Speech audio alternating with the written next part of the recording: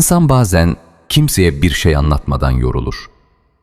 Çünkü dışarıdan güçlü görünmeye çalışırken içeride kırılan yerlerini saklamak zorunda kalır. İşte tam o noktada şunu unutma.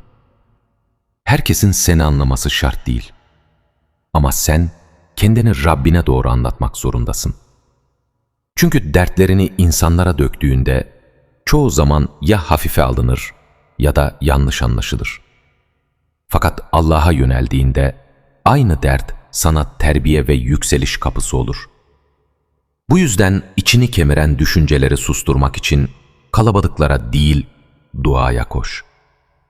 Gecenin sessizliğinde 2 rekat namazla konuş. Ardından Kur'an'dan birkaç ayeti anlamaya çalış. Çünkü kalp en çok Allah'ı hatırlayınca toparlanır.